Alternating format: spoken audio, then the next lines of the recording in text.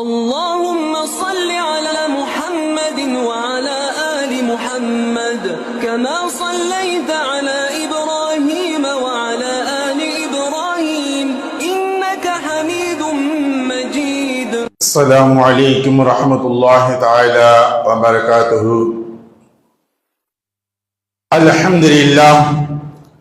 الحمد لله نحمده ونستعينه ونستغفره ونؤمن به ونتوكل عليه ونعوذ بالله من شرور أنفسنا ومن سيئات أعمالنا من يهد الله فلا مضل له ومن يضلل فلا هادي له ونشهد أن لا إله إلا الله وحده لا شريك له ونشهد أن سيدنا مولانا محمدا عبده ورسوله. اللهم صل على سيدنا مولانا محمد طب القلوب ودوائها وعافية وأبدان وشفائها ونور الأبصار وضيائها وعلى آله وأصحابه وسلم. رب اشرح لي صدري ويسر لي امري واحلل عقدة من لساني يفقهوا قولي. ربي زدني علما. اما بعد فقد قال الله تعالى في القرآن الكريم وفي القرآن المجيد: اعوذ بالله من الشيطان الرجيم بسم الله الرحمن الرحيم. لن تنالوا البر حتى تنفقوا مما تحبون إلى آخره. صدق الله العظيم. அளவல்லா அருளும் நிகழல்லா அன்பும் விண்ணையும் மண்ணையும் உங்களையும் என்னையும் தரம் பார்த்து தடம் பார்த்து தக்க சமயத்தில் தருவோர் மூலம் தந்து கொண்டே இருக்கக்கூடிய தயாள தன்மை படைத்த தர்ம பிரபாகிய தர்ம கத்தாவாகிய வல்லோன் அல்லாஹ்விற்கே எல்லா புகழும் உரித்தது. இன்னும் அவனின் தூதன் நமது நாயகம் காத்தம் நபி, முத்திரை நபி, சம்மல் நபி, சீரிய நபி அஹ்மது முஸ்தபா முஹம்மது முரித்தல்லா சர்தார் ஆயிரம் ரசூலே கரீம் ஸல்லல்லாஹு அலைஹி வஸல்லம் அன்னார்கள் மீதும் அன்னார்களுடைய அளவில்லா குடும்பத்தார்கள் மீதும் அவர்களை பின்பற்றி நடந்து வந்த சத்திய உத்தம சஹாபா பெருமக்கள், தாபின்கள், தபா தாபின்கள், அவுலியாக்கள், அன்பியாக்கள், நாதாக்கள், சோதாக்கள், முத்தகீன்கள், மேலும் நல்லடியார்கள் மீதும் உங்கள் மீதும் என் மீதும் என்னுடைய சாந்தி என்னும் சமாதானமழை என்றென்றும் நிகழ்ந்து கொண்டே இருக்கட்டுமாக.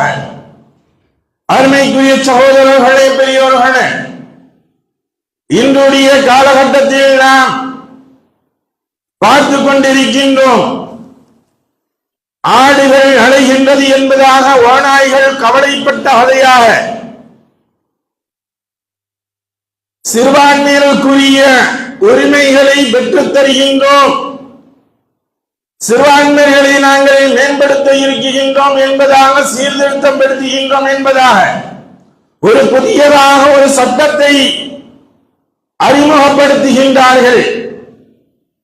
ஒரே சமயத்தில் ஒட்டுமொத்தமாக 40 விதமான சட்ட திருத்த மசோதாக்களை தாக்கல் செய்யப்படக்கூடியதை நாம் கேள்விப்பட்டிருப்போம். இதை பற்றி பேச வேண்டிய கட்டாயத்திலும் அவசியத்திலும் நாம் இப்பொழுது ஈடுபட்டிருக்கின்றோம். ஏனென்றால் இன்றைய சமுதாயத்திற்கு இதனுடைய விழிப்புணர்வு என்பது மிகவும் குறைவாகவே இருக்கின்றது என்பதுதான் அர்த்தம். வக்ஃபுடைய சட்ட திருத்தம் என்பதாக கொண்டு வருகின்றார்கள். இந்த வக்ஃபுடைய சட்ட திட்டம் என்று சொல்லக்கூடிய விஷயம் இருக்கின்றது. ஏதோ மக்களுக்கு நல்லது செய்வது ஒன்றும் சிறுபான்மையினருக்கு நல்லது செய்வது ஒன்றும் இவர்கள் எடுத்துச் சொல்கின்றார்கள். உண்மையாக பார்க்கக்கூடிய சமயங்களில் வக்ஃபு என்றால் என்ன, முதன்மையாக அங்கிருந்து நாம் பார்ப்போம். இந்த வக்ஃபு என்பது வார்த்தை நிறுத்துதல் எனக்கூடிய பொருள் உடையது. வக்ஃபு என்று சொன்னால் நிறுத்துதல். இதை பொருளர்த்தங்கள் ஒன்று புழக்க பாஷையில் அளிக்கக்கூடிய ஒன்று. வக்ஃபு என்றால் அர்ப்பணித்தல் எனக்கூடிய ஒரு அர்த்தத்தையும் கொடுக்கப்படுகின்றது. யாருடைய பேருக்கு? ரப்புல் ஆலமீனுடைய அல்லாஹ்விற்காக வேண்டி தான தர்மங்களை செய்யக்கூடிய ஒன்று, அவனுடைய பள்ளிக்காக வேண்டி ஒன்றைக்காக வேண்டி செய்யக்கூடியது. இது எப்பொழுது நிகழ்ந்தது? எந்த சமயங்களில் இருந்து நிகழ்ந்தது? ஏதோ இன்று 75 ஆண்டு காலத்திற்கு முன்பதாகவோ அல்லது 50 ஆண்டு காலத்திற்கு முன்பதாகவோ நிகழப்பட்ட நிகழ்வல்ல. 1400 ஆண்டுகளுக்கு முன்பதாக ரசூலுல்லாஹி ஸல்லல்லாஹு அலைஹி வஸல்லம் அவர்களுக்கு அல்லாஹ் தஆலா இறக்கி காட்டுகின்றான். லம் தனாலு பிர்ர ஹத்தா துன்ஃபிகு மிம்மா ரஸக்னாக்கும். உங்களுக்கு எந்த ஒன்று பிரியமாக இருக்கின்றதோ அந்த ஒன்றை நீங்கள் தானமாக வக்ஃப் செய்யாதவரை உண்மையான முஃமின்களாக ஆக முடியாது என்பதாக அல்லாஹ் தஆலா இந்த வசனத்தை இறக்குகின்றான். இந்த வசனம் இறங்கிய சமயங்களில் ஏற்பட்ட நிகழ்வுகள் இருக்கின்றது. அருமைக்குரிய சகோதரர்களே, தல்ஹா ரலியல்லாஹு தஆலா அன்ஹு அவர்கள் நிகழ்த்திய நிகழ்வுகள் மிகவும் பிரசித்தி பெற்ற ஒன்று. அவர்களுடைய சொல்கள்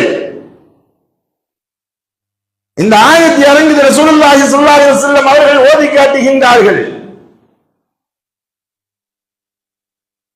ஓதி காட்டிய உடனே அந்த சஹாபி கேட்கின்றார்கள், யா ரசூலுல்லாஹ், என்னிடம் ஒரு சொத்து இருக்கின்றது, என்னிடம் ஒரு தோட்டம் இருக்கின்றது, அதை நான் வக்ஃப் செய்யலாமா? நான் அதை வக்ஃப் செய்யலாமா என்பதாக கேட்கப்பட்ட பொழுதுதான் ரசூலுல்லாஹி ஸல்லல்லாஹு அலைஹி வஸல்லம் அவர்கள் எழுந்து பார்க்கின்றார்கள். பைரா என்று சொல்லக்கூடிய தோட்டம், இந்த தோட்டத்தை வக்ஃப் செய்கின்றார்கள். இந்த பைரா என்ற தோட்டம் எப்படியாக இந்த தோட்டம் தெரியுமா? சும்மா ஏதோ பொட்டல்காடுல 4 மரங்கள் இருக்கக்கூடிய தோட்டம் இல்ல. மதீனா நகரத்துடைய எல்லைகளில் இருக்கக்கூடிய மக்கள் எல்லாம் அதை ஆச்சரியமாக காணக்கூடிய அளவிற்குள்ள தோட்டம். பேரித்தம் பழங்கள் எப்பொழுதுமே பூத்து குலுங்கக்கூடிய அளவிற்கு ருசிகரமான பேரித்த மரங்கள், உயர்தரமான பேரித்த மரங்கள் எல்லாம் இருக்கக்கூடிய இடமாக இந்த தோட்டம் இருந்தது. ரசூலுல்லாஹி ஸல்லல்லாஹு அலைஹி வஸல்லம் என்ன செய்வாங்கன்னா, சில சமயம் ரம்மியமாக இருக்கணும், ஒரு சாந்தம் பெறுவதற்காக அந்த தோட்டத்திற்குள்ள போய் அனுமதி கேட்டு உள்ள போய் இந்த ரசூலுல்லாஹி ஸல்லல்லாஹு அலைஹி வஸல்லம் 2 ரக்காத் தொழுதுட்டு அங்க இருப்பாங்க. தண்ணீர், நல்ல தண்ணீர் கிடைக்கக்கூடிய இடம். அந்த அளவிற்கு பசுமையான ஒரு தோட்டம். இந்த வசனங்கள் இறங்கப்பட்ட பொழுது அவர் அந்த தோட்டத்தை வக்ஃப் செய்கின்றார். வக்ஃப் செஞ்ச உடனே நேர வர்றாரு, வந்து சொல்றாங்க, ரசூலுல்லாஹி கேட்கிறாங்க சில கேள்விகள். உங்களுடைய சொந்த பந்தங்களுக்கு கொடுக்கலாமே, உங்களுடைய இரத்த சொந்தங்களுக்கு கொடுக்கலாமே, ஏழைகளுக்கு கொடுக்கலாமே என்பதாக இப்படியே சில கேள்வி எல்லாம் கேட்கப்பட்ட பொழுது அதற்கெல்லாம் தனித்தனியா இருக்கு யார சொல்லலாம் அப்படின்னு சொல்லிடுறாங்க. இதை அல்லாஹ் சொன்னது கொண்டு அல்லாஹ்விற்காக வேண்டிய அல்லாஹ்வுடைய பெயரில் நான் வக்ஃப் செய்கின்றேன் என்பதாக கொடுத்து விடுகின்றார்கள். சொல்லிட்டு அந்த தோட்டத்திற்கு செல்கின்றார்கள். மனைவி மக்களுக்கு தெரியாது. அங்கே அவர்கள் குடியமர்ந்து இருந்து கொண்டிருக்கின்றார்கள். தோட்டத்துடைய வாயிலில் நின்று கொண்டு சொல்கின்றார்கள். தன்னுடைய மனைவியை அழைக்கின்றார்கள். மனைவியை அழைக்கப்பட்ட பொழுது உள்ளே செல்லவில்லை. தோட்டத்தினுடைய வாயில் நின்று கொண்டு அழைக்கின்றார்கள். உடனடியாக என்ன என்று கேட்கப்பட்ட பொழுது, இது அல்லாஹ்வுக்காக வேண்டி இந்த தோட்டத்தை நான் கொடுத்து விட்டேன், நீங்கள் எல்லோரும் காலியாகி வெளியே வாருங்கள் என்பதாக சொல்கின்றார்கள். ஒன்னு சொல்லுங்க, மனைவி மக்கள் அப்படியே வெளியே வந்து விடுகின்றார்கள். அழைத்து சென்று ஒரு மேலான ஒரு பகுதிக்கு இவர்கள் சென்று குடியமர்கின்றார்கள். இது போன்று ஒவ்வொன்றும் தங்களுக்கு பிரியமான ஒன்றை அல்லாஹ்விற்காக வேண்டி நன்மையை நாடி நாளை மறுமையில் நமக்கு நன்மைகள் கிடைக்க வேண்டும் என்பதற்காக வேண்டிய எண்ணத்தில் வக்ஃப் செய்யப்பட்ட சொத்துக்கள் ஏராளம். இந்த வக்ஃபுடைய சட்டங்களை சீர்திருத்தம் படுத்தக்கூடியது எப்பொழுது என்று தெரியுமா? ரசூலுல்லாஹி ஸல்லல்லாஹு அலைஹி வஸல்லம் காலம் கழிகின்றது, அபூபக்கர் சித்திக் ரலியல்லாஹு தஆலா அன்ஹு அவர்களுடைய காலம் கழிகின்றது.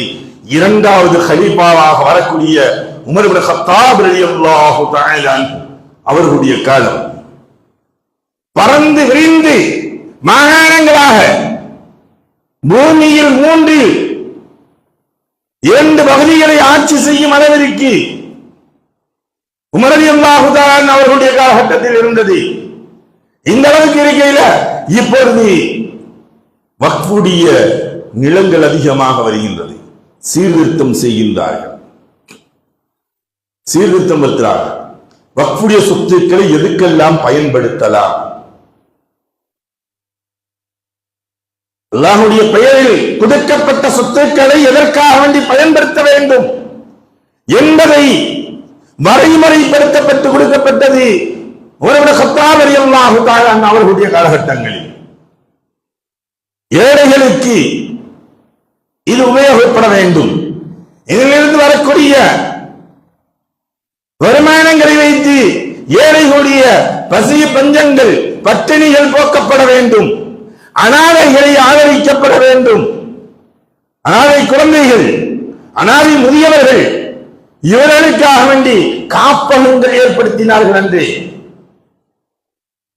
வக்ஃபுடைய சொத்துக்கள் இருந்து அதற்காக வேண்டி செலவழித்தார்கள். மருத்துவத்திற்காக வேண்டி, கல்விக்காக வேண்டி, இந்த விஷயங்களுக்காக வேண்டி வக்ஃபுடைய சொத்துக்களில் இருந்து வரக்கூடிய வருமானங்களை வைத்து அதை அவர்கள் சீர்திருத்தம் படுத்தினார்கள். உமர் இப்னு கத்தாப் ரலியல்லாஹு தஆலா அன்ஹு அவர்கள் ஒவ்வொன்றாக அதனுடைய சட்டத்திட்டங்கள் தான் மோலாய அரசுடைய காலகட்டத்தில் 1800 அதற்கு பின்னாலும் அதே சட்டங்கள் நடைமுறைப்படுத்தப்பட்டது. எல்லாரும் இஸ்லாமியருடைய ஆட்சி காலங்கள் என்று சொல்லலாம். அப்பாசியாக்களுடைய ஆட்சி காலத்தில் அப்பொழுதும் இருந்தது, வக்ஃபுடைய சொத்துக்கள் இருந்தது. அதுவும் அப்பொழுதும் இதே சட்டங்கள் தான் பின்பற்றி வந்தார்கள். இவர்களுடைய காலங்கள் எல்லாம் கழிந்து இறுதியாக பிரிட்டிஷ் அரசுடைய வெள்ளக்காரனுடைய காலகட்டங்கள் வருகின்றது. எல்லாத்தையும் கை வச்சான், எல்லாத்தையும் கை வச்சான், நாட்டவே கொள்ளையடிச்சான். ஆனால் வக்ஃபு சொத்துக்களில் மட்டும் கை வைக்கவில்லை. அவருடைய சட்டங்களில் அவன் திருத்தப்படவில்லை. அந்த சட்டங்களை அப்படியே பின்பற்றப்படுகின்றது.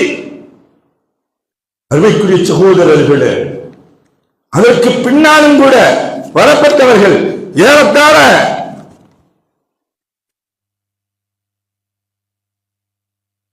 வக்ஃபுடைய அறிமுகப்படுத்தப்பட்ட பொழுது,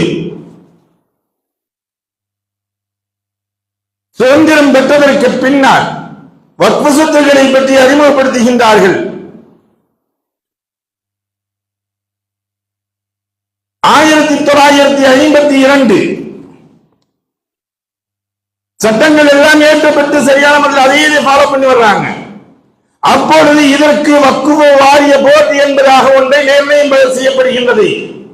வாரியமாக அமைக்கின்றார்கள், ஆணையமாக இல்லை, அறநிலைத்துறையாக இல்லை, வக்ஃபு வாரியமாக அமைக்கின்றார்கள்.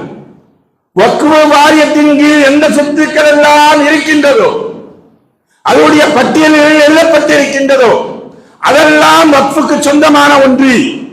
அதை யாராவது வைத்திருந்தால், உபயோகப்படுத்திக் கொண்டிருந்தால், அவர்கள் தங்களுக்குரிய சொந்தம் என்பதை பற்றி உரிய ஆவணங்களை காண்பித்து அவர்கள் பெற்றுக் கொள்ளலாம். வக்ஃபுல இருக்குது, எல்லா லிஸ்டும் இருக்குது. அந்த லிஸ்டின் பிரகாரம் அவர்கள் நடைமுறைப்படுத்துவார்கள். இது வக்ஃபுக்கு சொந்தமான இடம் என்பதாக. இதை ஒரு மனிதன் உரிமை கொண்டாடி கொண்டிருக்கின்றான், இல்லை இது எனக்கு சொந்தமான ஒன்று என்று உரிமை கொண்டாடுகின்றான் என்றால் அவன் ஆவணத்தை, சரியான ஆவணத்தை காண்பிக்க வேண்டும். எப்படி உனக்கு சொந்தம்? உன்னுடைய பாட்டனுக்குரியதா, உன்னுடைய பாட்டனுடைய பாட்டனுக்குரியதா, முப்பாட்டனுக்குரியதா, எங்கிருந்து வரப்பட்டது, எப்படி வாங்கப்பட்டது, எந்த பத்திரம், மூலப்பத்திரம், தாய் பத்திரம், அதற்கு மேலாக இருக்கக்கூடிய அனைத்து விஷயங்களையும் அவர்கள் நிரூபிக்கப்பட வேண்டும் கோர்ட்ல. ஏன்னா வக்ஃபு வாரியத்தில் எழுதப்பட்டதை உடனடியாக அங்கே பதிவு செய்து விடுவார்கள். என்ன ஒண்ணு, நம்ம வீடு வாங்குறப்ப எப்படி பத்திரம் வாங்காமோ, கரையை முடிக்கிறப்ப பத்திரம் வாங்கி எல்லாம் செஞ்சு பேரை எழுதி அதுக்கு டாக்குமெண்ட் எழுதி கையெழுத்து போறோமோ அது போல இருக்காது. ஏன் அதுலயும் நம்ம ஆளுகளை உண்மையிலே அல்லாஹ் அக்பர், அல்லாஹ்வுக்காக வேண்டி இஹ்லாஸாக பணி செய்யக்கூடிய பல இடங்களில் நிர்வாகிகள் இருக்கின்றார்கள். சில இடங்களில் பள்ளிவாசலுக்கு என்று வக்ஃபு செய்யக்கூடிய இடங்களில் கூட அது தங்களுடைய பெயர்களுக்கு மாற்றக்கூடிய அளவிற்கு இருந்தார்கள். பல இடங்களில் இந்த தஞ்சை மாவட்டங்கள் ஒருங்கிணைந்த தஞ்சை மாவட்டத்துடைய இடங்களுக்கு சென்று பார்த்தால் வக்ஃபுடைய சொத்துக்கள், எத்தனையோ சொத்துக்களை நம்முடைய இஸ்லாமியர்களை விட்டு தின்றிருக்கின்றார்கள். அவர்கள் நிர்வாகத்தில் இருந்தவர்கள் அதை கண்டுபிடித்து அடிக்க போனவங்க அடிச்சு நடத்துறாங்க. கொலைவெறி தாக்குதலுக்கெல்லாம் போனாங்க. பல்வேறு இடங்கள் நடந்து கொண்டு இருந்தது. அதனுடைய ஆவரணங்களை, அதனுடைய அனைத்து சட்டத்திட்டங்களும், அனைத்து விஷயங்களையும், ஆதாரங்களையும் அடுத்து வரக்கூடிய நிர்வாகத்துவம் தருவதற்கு கூட இவர்கள் தயாராக இல்லை. ஒரு நிர்வாகம் இருக்குது, 3 ஆண்டுகள் இருக்கின்றார்கள், அல்லது 6 ஆண்டுகள் 10 ஆண்டு காலங்கள் இருக்கின்றார்கள், கழிகின்றது, மாற்றங்கள் வேண்டும் என்று நிர்வாகத்தை மாற்றுகின்றார்கள். அப்பொழுது இவர்களிடத்தில் இருக்கக்கூடிய அனைத்து பைதாக்களையும் அனைத்தையும் ஒப்படைக்கப்பட வேண்டும், அல்லது அது பள்ளிகளிலே பாதுகாக்கப்பட வேண்டும். அது இல்லாமல் தங்களுடைய இல்லங்களில் வைத்துக் கொண்டார்கள், தாங்கள் தராமல் மறைத்துக் கொண்டார்கள். அடுத்து வரக்கூடியவர்களுக்கு எது என்று தெரியாதவர்களுக்கு ஆனார்கள். இவர்கள் ஆதிக்கத்தில் இருக்கும் பொழுது அரசாங்க அதிகாரிகளை இவர்களுக்கு வளைத்தார்கள். இல்லைன்னு சொல்ல முடியாது. எல்லா நபர்களையும் பணம் பாதாளம் வரை பாய்ந்தது. பல்வேறு இடங்களை ஆக்கிரமிப்புகள் செய்து கொண்டிருந்தார்கள். அதற்கு நாம் சரியான முறையில் நம்முடைய சொத்துக்களை பராமரிக்கவில்லை. இன்று தெரிந்தவர்கள் நாளை வரக்கூடிய தலைமுறைகளுக்கு இதுதான் நம்முடைய பள்ளியுடைய சொத்து என்பதை கையாட்டி சென்றவர்கள் எத்தனை நபர்கள் இருக்கின்றார்கள். ஒவ்வொரு பள்ளிக்கும் சொந்தமான இடங்களை பட்டியலிட்டு மாற்றப்பட வேண்டும் என்று 1992 அதற்கு பின்னால் 99 2000 பின்னாலும் வக்ஃபு வாரியத்தின் மூலமாக ஆணைகள் பிறப்பிக்கப்பட்டது. உங்களுடைய பள்ளிகளுடைய சொத்துக்கள் எதாவது இருக்கின்றது, எங்கே இருக்கின்றது, நெஞ்சு எவ்வளவு இருக்கின்றது, புஞ்சை எவ்வளவு இருக்கின்றது, அசையும் சொத்து எவ்வளவு, அதாவது தரிசு நிலங்கள் எவ்வளவு, கட்டிடங்கள் எது என்பது எல்லாம் உங்களுடைய பள்ளிகளில் தொங்க வைக்கப்பட வேண்டும் என்பதாக கட்டளையிட்டிருந்தார்கள். அது நம்முடைய அடுத்து வரக்கூடிய சந்ததியர்களுக்கு சமுதாயத்திற்கு தெரிகின்றதா? தெரியவில்லையே. ஏதோ ஒரு இடத்துல இருந்துச்சுன்னு சொல்றாங்க. இப்பவே நான் சில சொத்துக்களை கட்டின 40 வயசுல இருக்கவங்க கேட்டீங்கன்னா அவங்களுக்கு அங்க இருந்துச்சுன்னு சொன்னாங்க. அது எத்தனை ஏக்கர்னு தெரியல, அது எந்த இடம் தெரியல. அந்த லெவல்ல பல இடங்கள் இருந்து கொண்டு இருக்கின்றது. ஏன் தெரியுமா? இந்திய நாட்டில் இருக்கக்கூடிய சொத்து மதிப்பீடுகளில் அதிகமான சொத்து ராணுவத்திற்கு, அதற்கு அடுத்தபடியாக இருக்கக்கூடியது ரயில்வே துறைக்கு இருக்கின்றது. மூன்றாவதாக இருக்கக்கூடியது வக்ஃபு வாரியத்திற்கு அதிகமான சொத்துக்கள் இருக்கின்றது. இன்னைக்கு இருக்கக்கூடிய அரசு பில்டிங்குகள் என்று சொல்லக்கூடிய பல்வேறு பில்டிங்குகள் எல்லாம் பார்த்தோம்னா வக்ஃப் சொத்துக்கள்ல இருக்குது. வக்ஃப் போர்டுடைய சொத்து. சென்னை ஹைகோர்ட் எங்க உள்ளது? வக்ஃப் சொத்து. செங்கோட்டை எடுத்தோம்னா நிறைய எடுத்துக்கொண்டே இருக்கலாம். இதுகளை எல்லாம் கபடிகர நாடகங்கள் மூலியமாக கபடிகரம் என்பதற்காக வேண்டிதான் எடுத்துக்கொண்டிருக்காங்க. சட்டங்களை, புதிய சட்டங்களை ஏற்ற இருக்கின்றார்கள். உண்மையில்லை. பாபர் மசூதி இடிக்கப்பட்டது நமக்கு தெரியும். அதனுடைய தீர்ப்புகள் வழங்கப்பட்டது. அதனுடைய நீதிபதிகள் வாசி வந்தது எல்லாம் இது. இதற்கு முன்னால் எந்த ஒன்றும் இல்லை. பள்ளிதான் இருந்தது. பள்ளிக்கு முன்னால் எதுவும் இல்லை. இது இஸ்லாமியர்களுக்கு சொந்தமான ஒன்றுதான். அது இடிக்கப்பட்டது அநீதிதான். இஸ்லாமியர்களுக்கு சொந்தமான ஒன்றுதான். அதை மென்ஷன் செய்யப்பட்டிருக்கின்றது. அப்படின்னா என்ன அர்த்தம்? அது வக்ஃபுடைய இடம் தான். இருப்பினும் இங்குள்ள ஆவணத்தின் இவங்களுக்கு நாங்க தர்றோம், பிரச்சனை வரக்கூடாது, அதற்காக வேண்டி 5 ஏக்கர் நிலத்தை வேற எங்கேயாச்சும் கொடுத்துருக்குங்க அப்படின்னு சொல்லி கொடுத்தாங்க.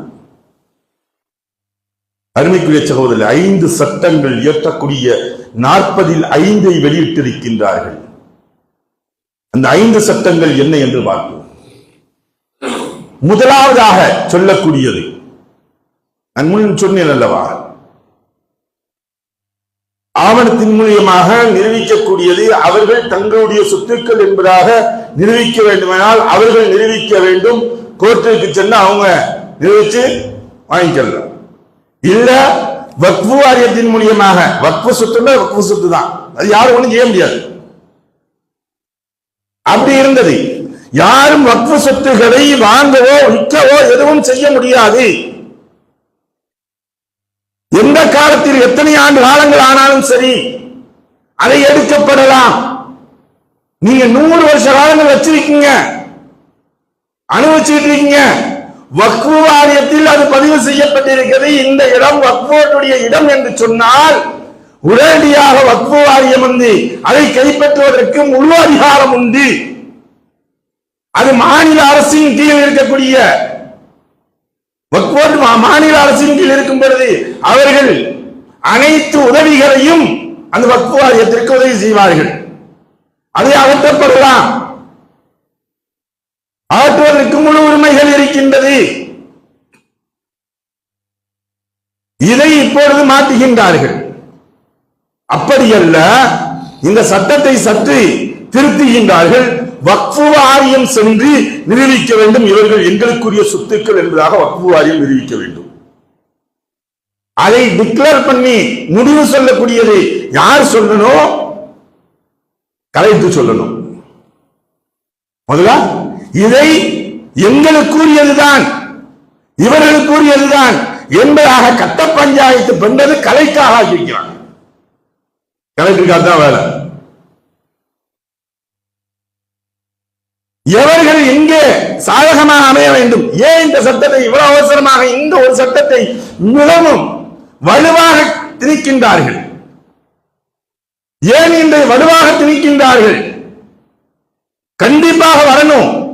இதனால பாதிக்கப்பட்டிருக்காங்க அப்படின்னா இந்த அளவிற்கு குரல் கொடுக்கின்றார்கள் என்றால் இதற்குரிய முக்கிய காரணமே இவர்களுடைய எஜமானர்களுக்கு இவர்கள் விசுவாசிகளாக காட்டுகின்றார்கள். உண்மை அதுதான். அம்பானிக்குரிய விசுவாசத்தை இவர்கள் காட்டுகின்றார்கள். மகாராஷ்டிராவில் இருக்கக்கூடிய ஏறத்தாழ 2000 ஏக்கர் என்று சொல்லப்படுகின்றது. சரியான அளவுகள் தெரியவில்லை.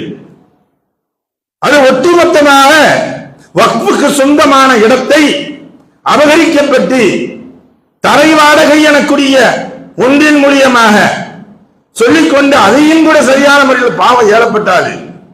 கஞ்சிக்கு வழி இல்லாதாது, கஷ்டப்படக்கூடியவர். அவரு தர வாடகைக்கு வாங்கியிருக்காரு. அந்த தர வாடகை கூட கட்ட முடியல. மகாராஷ்டிராவில் இருக்கக்கூடிய அந்த இடத்துடைய இன்று அதை பார்த்தால் ஏறத்தாழ 15,000 கோடி மதிப்புடைய இடம். அது பல கோடிக்கு மதிப்புடைய இடத்தை அபகரித்து வச்சிருக்கான். இதுல இந்த இடம் எங்க இருந்து எப்படி வந்துச்சு? 1895 அன்று இருக்கக்கூடிய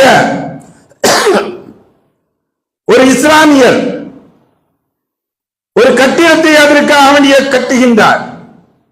ஏழைகளுக்காக வேண்டி, எத்தீம்களுக்கு, அனாதைகளுக்காக வேண்டி அனாதை இல்லமாக அங்கே ஒரு இல்லத்தை கட்டுகின்றார். அந்த இல்லத்திற்குரிய பெயரே கரீம்பாய் எனக்குரியவர் வக்ஃப் செய்கிறாரு. 1895 இப்ராஹிம் கவாஜா எத்தீம்கானா என்பதாக அந்த இடத்தை அன்று வக்ஃப் செய்யப்பட்டது. எத்தீம்களுக்கு, அனாதைகளுக்குரிய சொத்துக்கள் அங்கே கட்டிடங்கள் கட்டப்பட்டு இருந்து கொண்டிருக்கின்றது. அனைத்தையும் அளிக்கப்பட்டு பொட்டல்காராக மாற்றிவிட்டு அதன் மீது அந்த சொத்தை இந்த ஏழை அம்பானி அவர் அதை அபகரித்து வைத்திருக்கின்றார்.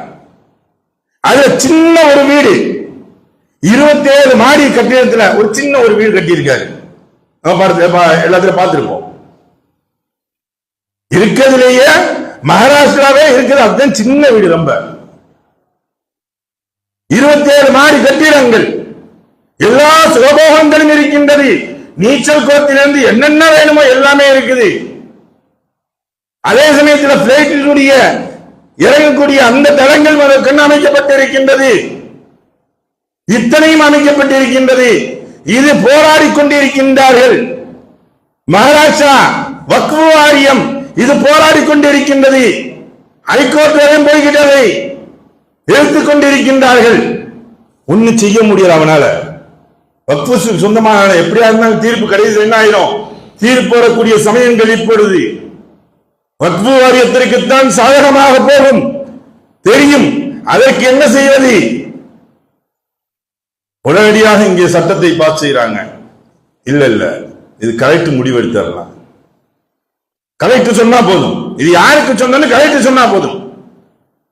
அது வக்ஃப் வாரியத்திற்கு சொந்தமா, இந்த பாணிக்கு சொந்தமா என்பதை பற்றி வக்ஃப் வாரியம் முடிவெடுத்தா போதும். இதற்காக வேண்டி இந்த சட்டங்களை அவசரமாக இவர்கள் கொண்டு வந்தார்கள். முக்கியமான சட்டமாக எடுத்துக்கொண்டு வருகின்றார்கள். அடுத்தபடியாக இரண்டாவது சட்டமாக அவர்கள் முன்வைக்கக்கூடியது, இதில் எல்லா நபரும் இஸ்லாமியர்கள் அல்லாதவர்களும் இதில் வக்ஃப் வாரியத்தில் உறுப்பினர்களாக, மெம்பர்களாக, அதை நிர்வகிக்கக்கூடியவர்களாக வரலாம். அருமைக்குரிய சகோதரர்களே, ஒரு வக்ஃப் வாரியத்துடைய சொத்து என்பது எதை நிர்வகிக்கக்கூடியது? பள்ளி, இஸ்லாமியர்களுக்கு சம்பந்தப்பட்ட அனைத்தையும் உள்ளடக்கிய ஒன்று வக்ஃப் வாரியம். அப்படி என்றால் ஒரு நிர்வாகத்திற்கு வர்றதற்கு அல்லாஹு தஆலா தகுதியை சொல்லியிருக்கார். அந்த ஆயத்தை சொல்லும் பொழுது நிர்வாகத்திற்கு வருவதற்கு தகுதியானவர்கள் அவர்கள் யார் என்பதை சொல்லும் பொழுது அதை அவர்கள் ஐங்கால தொழுகையை தொழக்கூடியவர்கள், நோன்பு வைக்கக்கூடியவர்கள், ஜகாத் குறிக்கக்கூடியவர்கள், அல்லாஹ்வுக்கு அஞ்சக்கூடியவர்கள், எந்த காரணத்தை கொண்டும் யாருக்கும் பயப்படாமல் இவங்க பேசக்கூடியவர்கள், நீதமாக நடந்து கொள்ளக்கூடியவர்கள் என்பதாக இந்த பல சட்டங்களை அல்லாஹ் அவர்களுக்கு விதிகளை அமைக்கின்றான். அதேதான் வக்ஃப் வாரியத்திற்கு, இந்த சட்டத்திற்கு கட்டப்பட்டவர்களா? இவர்கள் எப்படி வர முடியும்? வக்ஃப் வாரியத்தை நிர்வகிக்க வேண்டும் என்றால் நாளை இங்கே ஏதாவது ஒன்றை பற்றி அறிவிப்பு செய்வதற்கு மெஹராபிற்கு உள்ளே வரக்கூடியது 12 சட்டங்களை அவர்கள் அறிவிப்பு செய்ய வேண்டும் என்றால் யார் வருவது? ஒவ்வொரு விஷயங்களிலும் இருக்கின்றது. கபர் இருக்கக்கூடிய இடங்களில் கபருக்கு மேல் பள்ளிகள் கட்டுவது கூடாது என்பதாக இருக்கின்றது. அப்ப அங்க பள்ளி கட்டணும் அப்படின்னா அதற்குரிய சட்டங்கள் என்ன, என்ன செய்யணும்? பள்ளியை விசீரணம் செய்ய வேண்டும். கபர்ஸ்தான் தான் இருக்குது, விசீரணம் செய்யணும் அப்படின்னா அங்கே அடைக்கப்பட்டதுடைய தோண்டப்பட்டு எலும்புகளை எடுத்து வேறு இடங்களில் புதைக்கப்பட்டு அதற்கு மேல்தான் கட்டணும். இந்த சட்டத்தை நீ ஏத்துக்கிறியா? ஜனாசா வந்துச்சுன்னா மையத்தை பார்க்கும் பொழுது நமக்கு தீட்டல்ல. ஜனாசாவை குளிப்பாட்டினால்தான் அவர்கள் நஜீசுகள் மேலே தெரித்திருக்கும். அதனால் அவர்கள் குளித்து விட்டு வர வேண்டும். அந்த கசடுகள் நஜீசுகள் மீது தெரிப்பதற்கு வாய்ப்புகள் இருக்கிறது. அதனால் குளிப்பாட்டக்கூடியவர்கள் அவர்கள் குளித்து விட்டு வர வேண்டும் என்பதாக சொல்கின்றோம். மற்ற எந்த ஒன்று இல்லை. அதை பார்த்தாலோ தொட்டாலோ தீட்டு என்பது நமக்கு கிடையாது. இஸ்லாமியர் அல்லாதவர்கள் அவர்களுடைய கொள்கைகள் கோட்பாடு அது தீட்டு என்பது. இப்பொழுது பள்ளியில் அமர்ந்திருக்கின்றான், ஒரு ஜனாசா வருகின்றது, என்ன செய்வான்? தீட்டு என்று பள்ளியை கழுவ சொல்லுவானா? அருமைக்குரிய சகோதரர்களே, ஒவ்வொரு விஷயங்களும் நுணுக்கமாக நம்மை ஆதிக்கம் செய்வது, சிறுபான்மைகள் என்று சொல்லக்கூடிய நம்மை ஆதிக்கம் செய்வது, அவர்கள் வர வேண்டும் என்பதாக. அதுல ஒரு அருமையான கேள்வி கேட்டாங்க. உண்மையிலே சொல்ல போனா ஒரு எம்பி கேட்டாரு, நீங்க இஸ்லாமியர்களுடைய பள்ளிகள் வக்ஃபு வாரியத்தில் இஸ்லாமியர்கள் அல்லாதவர்களை நிர்ணயிக்க வேண்டும், அவர்கள் மெம்பராக வரணும்னு சொல்றீங்க. உங்கள் சம்பந்தப்பட்ட விஷயங்கள் நீங்க இன்னைக்கு கட்டி அதற்கு ஒரு போர்டு ஒண்ணு வச்சிருக்கீங்கல்ல, அதுக்கு ஒரு இஸ்லாமியர்கள் கொண்டு வந்து சேருங்களேன் பார்ப்போம். இன்னைக்கு ஆரம்பத்தில் இருந்த தமிழகத்தில் இருந்த விஷயங்களை சொல்கின்றேன். தமிழகத்தில் ஒரு இடங்களில் எல்லா மனிதர்களும் டூரிஸ்ட் பிளேஸாக எண்ணிருந்து மாற்று மதத்தினர்களும் சென்று வந்தார்கள் பழனிக்கு. அங்கே போர்டு வைக்கப்பட்டிருக்கின்றது, இன்று இந்துக்கள் அல்லாதவர்கள் உள்ளே நுழைவதற்கு அனுமதி இல்லை என்பதாக. அது அவர்களுடைய கொள்கை கோட்பாடு. நாம் அதில் ஆட்சேபனை தெரிவிக்கவில்லை. ஏன் அப்படி வைத்தீர்கள், ஏன் செய்கின்றீர்கள், அது எந்த ஒன்றையும் நாம் செய்யவில்லை. உங்களுடைய உரிமைகள் நீங்கள் செய்யுங்கள். இன்று நம்ம பக்கத்தில் அவர்கள் கை வைக்கக்கூடியது, இவர்களை எல்லாம் நாங்கள் உள்ளே கொண்டு வருவோம் என்றால், அப்படியானால் ஏதோ கபரிகாலம் செய்வதற்கு நம்முடைய பொருள்களை எல்லாம் கொள்ளையடித்து திருடி செல்வதற்கு இவன் ஒரு சட்டத்தை ஏற்றுகின்றான் என்பதுதான். மூன்றாவதாக பெண்கள் வர வேண்டும். பெண்கள் அடியிலும் இணைக்கப்பட்டு இருக்கின்றார்கள். பெண்களுக்கு நாங்கள், இஸ்லாமிய பெண்களுக்கு நாங்கள் எல்லா வகையில் அவங்களுக்கு நாங்க முன்னுரிமை கொடுக்கிறோம், அவங்களுக்கு எல்லா உரிமையும் கொடுக்கிறோம் அப்படின்னு சொல்றாங்க. சொல்லிட்டு அதனால பெண்களையே உள்ள கொண்டு வந்து வக்ஃபு வாரியத்தில் இருக்கிறாங்க. நம்ம அதை வந்து பெண்கள் இன்றும் இருக்கின்றார்கள். இன்றும் வக்ஃபு வாரியத்தில் உறுப்பினராக பாத்திமா முஷாஃபர் என்று சொல்லக்கூடிய அவர்கள் உறுப்பினராக இருக்கின்றார்கள். முன்னுள்ள ஆட்சி காலத்தில் இருந்தது நிலோபர் கபீல் என்று சொல்லக்கூடிய ஒரு அமைச்சர் வக்ஃபு வாரிய அமைச்சராக இருந்தார். அதற்கு முன்னால் வக்ஃபு வாரிய தலைவராக ஒரு பெண்மணி இருந்தார்கள். ஆனால் அனைவர்களுமே இஸ்லாமியர்களாக இருந்தார்கள். எல்லா நபர்களுமே இஸ்லாமியர்களாக இருந்தார்கள். கொஞ்சமாச்சு அவர்களுடைய ஒரு பகுதியில், இதயத்தில் ஒரு பகுதியில் ஈமான் என்பது ஒட்டிக்கொண்டிருக்கும், அல்லாஹ்வுடைய அச்சம் என்பது பட்டுக் கொண்டிருக்கும், அவர்கள் நீதமாக அந்த இடத்தில் நடப்பார்கள் என்பதை வைத்துதான் இவர்களை சொல்கின்றோம். மற்றவர்கள் வருவது என்பது கூடாது என்றார். அருமைக்குரிய சகோதரர்களே, நாம் நம்முடைய சொத்துக்களை பாதுகாக்கக்கூடிய காலகட்டத்தில் இருந்து கொண்டிருக்கின்றோம். வக்ஃபு சொத்துக்களை அல்லாஹ் எப்படி அப்துல் முத்தலிப் அவர்கள் அன்று காபாவை இடிக்க சென்ற பொழுது யானைப்படை வந்து இடிக்கக்கூடிய சமயங்களில் சொன்னார்களோ, நான் என்னுடைய பொருளை பாதுகாக்க வந்தேன், அல்லாஹ் அவனுடைய பொருளை பாதுகாப்பதற்கு அல்லாஹ் வந்து கொண்டிருக்கின்றான் என்பதாக இவர்கள் ஏதோ ஒன்றாக நின்னி இவர்கள் கை வைத்து விட்டார்கள். இவர்களுடைய ஆட்சியை களைவதற்கு அல்லாஹ் இந்த வக்ஃபு சொத்துக்களை, வக்ஃபு திருத்த சட்டங்களை கொண்டு வந்திருக்கின்றான் என்பதாகத்தான் எண்ணுகின்றோம். இதே இவர்களுக்கு அஸ்திவாரம். இந்த அஸ்திவாரத்தின் மூலியமாக அஸ்தமம் ஆகப் போகின்றார்கள். வல்லோன் அல்லாஹ் அவர்களை அப்படி ஆக்கி வைப்பானாக. வாஹதாவன அல்ஹம்துலில்லாஹி ரப்பில் ஆலமீன். அஸ்ஸலாமு அலைக்கும் வரஹ்மத்துல்லாஹி தஆலா வபரகாத்துஹு.